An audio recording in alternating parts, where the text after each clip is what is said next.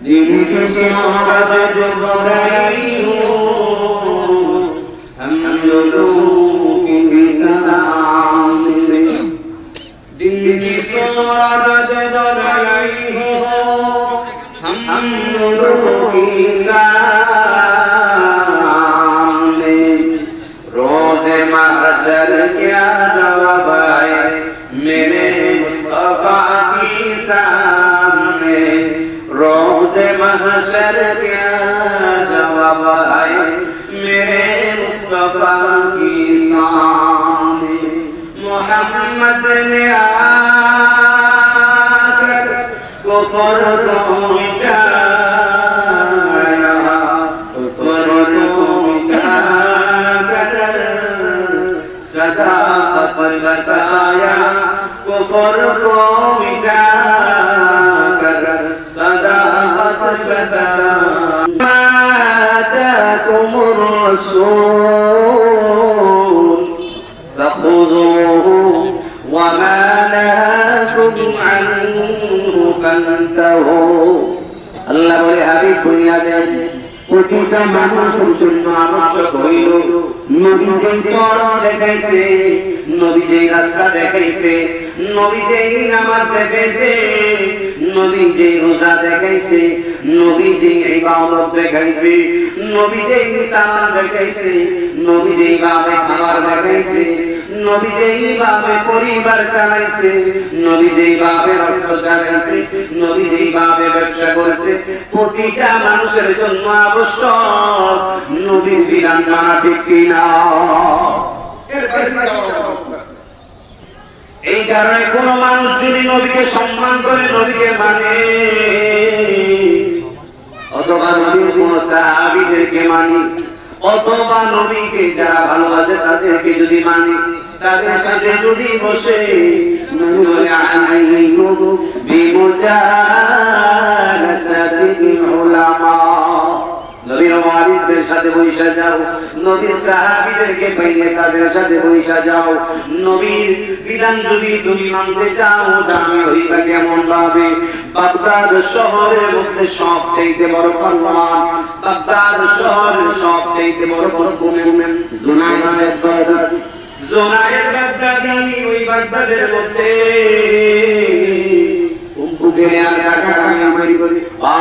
এলান করে দেয় এ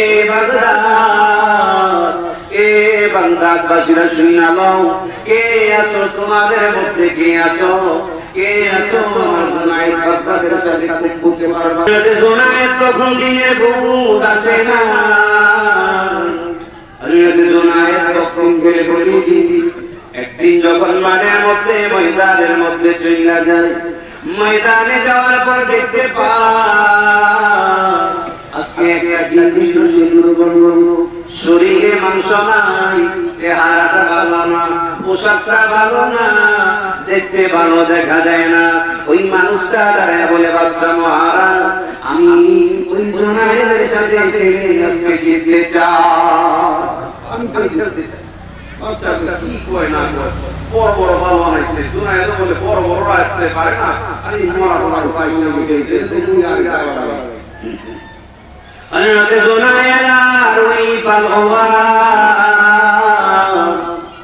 মাঠের মধ্যে দুইটা যায় হযরত জুনায়েদের সাথে হাত মিলাইতে গিয়ে বিপক্ষের লোক বলে ভাই এ জুনায়েদ সবার সামনে সব কথা বলা যায় না আমি তোমার কানে কানে একটা কথা বলতে চাই আমার কথাটা তুমি শুনবা কিনা হযরত জুনায়েদ এই কাউরে বলো তোমার কথা আমি শুনবো কোনো দুঃখ নাই তুমি বলতে পারো কারণ আমার মনে হয় এই জায়গায় আমার সাথে বড় বড় পালোয়ানরা পারে না আর তুমি জীর্ণ শীর্ণ আমারও মনে দুঃখ হয় তুমি তো মহিলা যাইবা কারণ বক্সিং যখন শুরু হবে তুমি তো বাসা পারতা আমি একটা কথা বলি না শুনেন হযরত জুনায়েদ বলে বলো তোমার কথা শুনবো দুঃখ হযরত জুনায়েদের কানে গিয়ে বলে জুনায়েদ জানো নি আমি কে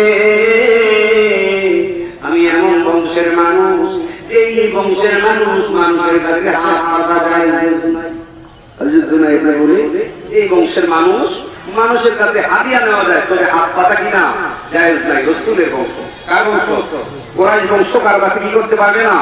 হাত পাততে পারবে না। আল্লাহ বলে, রাসূল আপনার বংশ এত দামি, এই বংশ হাত পাতবে না, বরং তাকে হাদিয়া দিয়ে দিবে, কিন্তু হাত পাতা যাবে না।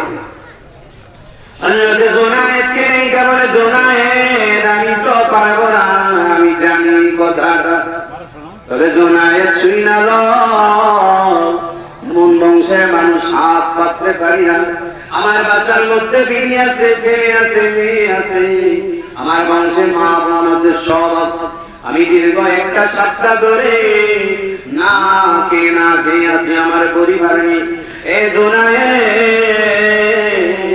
এই জায়গায় যদি আমি আনতে যাই, যে উপটকন গুলা পাবো, ওই উপটকন দিয়ে আমার পরিবার চলতে পারে।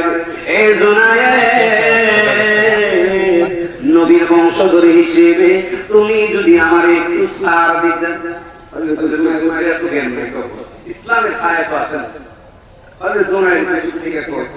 জীবনে হারি নাই, আজকে তো হাত হইব। আবার নবীর বংশধর মনে মায়া আছে, নবীর কথা বলছে। ঠিক আছে, একটা কাজ কামে যখন লাগবো আমি একটু বাপ বলবো, এরপর তুমি আমার ডাক্তার বলে, ভাই তুমি আমার উপরে লাভ দিয়ে উইটা ফেলবা, তুমি ওটার পরে যখন বাসি ফু দিবে, সিগন্যাল বিজয়ী দুশ্মন হয়ে যাবে। হযরত জুনায়েদ একসাথে কুম্ভু খেলা শুরু হয়, জুনায়েদ নিচে পড়ে যায়। বাদশা মহারাজ বাসি ফু দিয়ে বলে, খেলা হবে না, কারণ আমার জুনায়েদকে বাগদাদের কেউ নাই, এখানে হারামের এই মরা জীর্ণ শীর্ণ হারানো এই খেলা তো হতে পারে না, আমি আবার পুনরায় নতুন করে খেলতে চাই। আবার দিয়ে বলে, জুনায়েদ যদি আমার জিতাই, হযরত জুনায়েদ বলে, চিন্তা না, তুমি তো নবীর বংশের লোকের আমি হারাবো, নবীর বংশের লোকের হারাইলে তো আমি গেছি। এবার দ্বিতীয়বার খেলা শুরু হয়।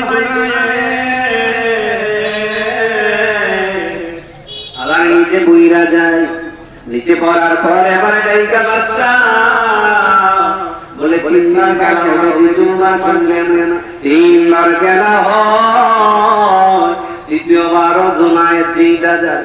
এবার বাদশা মহারাজ জুনায়েদকে বকা শুরু করে দিয়েছে, কারণ তুমি তো হারান না, তুমি সবার সামনে জুনায়েদ বাসায় চলে গেছে, প্রতিদিন হাসি খুশিতে যায় টাকা টাকা নিয়ে। আজকে বিবি যায় দেখে জুনায়েদের মন খারাপ করে এখানে শুয়ে আছে, আর চোখ দিয়ে টল টল পানি পড়ছে। বিবি যাইটা বলে, স্বামী আমার শুইনা লো, আমি দীর্ঘদিন সংসার করি, আপনাকে এই অবস্থায় দেখি নাই। এ স্বামী, আমার আপনি একটু ধৈর্য ধরেন, কি হয়েছে আমার যদি বলেন। হযরত জুনায়েদ বলে, আমি আজকে এনেছি এই কাহিনী। বিবি বলে, স্বামী গো আমার, এতদিন দিচ্ছেন দুনিয়ার যেটা, তবে আজকে দিতে আসছে আখিরাতের যেটা দেখি না। বিবির ইমান আর বারবার মিলে আসছে, ইনশাআল্লাহ তারাই যাচ্ছে আখিরাতের যেটা দিচ্ছে। বিবি টেনশন নাই, বিবি হইছে। হযরত জুনায়েদ ঘর কইতে ঘুমায় যায়, রাতে গভীর হয়, কিতাবের মধ্যে আছে। নবী এসে হযরত জুনায়েদের মাথার মধ্যে হাত বুলায়, আর এইটা বলে, জুনায়েদ আমি কিন্তু সাধারণ মানুষ না। হযরত জুনায়েদ বলে, মান আনতা, আপনি কি? নবী বলে, আনা মুহাম্মদ ইবনে আব্দুল্লাহ, আমি মুহাম্মদ ইবনে আব্দুল্লাহ।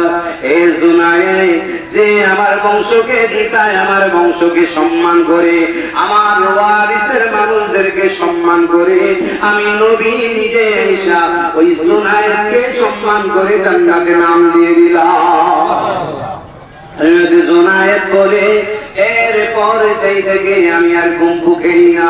আমার মনের মধ্যে একটা দুঃখ, আমি আরো কেন হারালাম না, তার দেখা পেলাম না। নবী আমার জিতেই দিচ্ছে, এই কারণে নবীর আদর্শ ধরতে হবে। আল্লাহ বলে জানো ওয়ামা আতাকুমুর রাসূলু ফাখুযুহু ওয়ামা নাহাকুম আনহু ফান্তাহু।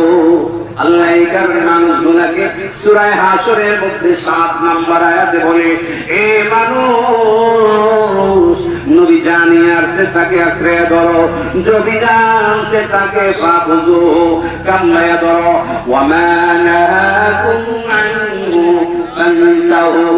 আর নবী যেই জিনিসগুলা ছেড়ে দিতে বলছে ওই জিনিসগুলা ছেড়ে দাও। এই কারণে মুসলমান আমরা ঈদগাহ থেকে এরাদা, নবীর বিধান ছাড়বো না, নবীর বিধান ছাড়বো না, আল্লাহর হুকুম ছাড়বো না, নবীর নিষেধ মানবো না, আল্লাহর নিষেধ মানবো না। ঠিক নেই? এই কারণে আমাদের জন্য, প্রতিটা মানুষের জন্য আবশ্যক নবীর বিধানকে আঁকড়িয়ে ধরা। নবী বলে যে আমার সুন্নতকে আঁকড়ে ধরবে, মান আহাব্বা সুন্নতি ফাকাদ আহাব্বানি ওয়া মান আহাব্বানি কানা মাই ফিল জান্নাহ। যারা আমার সুন্নতকে ধরবে, নবী বলে কানা মাই ফিল জান্নাহ, সে আমার সাথে জান্নাতে থাকবে। সুবহানাল্লাহ। এই কারণে মুসলমান আমাদের জন্য আবশ্যক, আমাদের জন্য আবশ্যক, কুল্লু উম্মতি ইয়াদখুলুনাল জান্নাতা ইল্লা মান আবা। কিলা ওয়া মান আবা ক্বালা ওয়া মান আতানি দাখালাল জান্নাহ ওয়া মান আসানি ফাকাদ আবা। নবী বলে তারাই তো আমার মানুষ, তারাই তো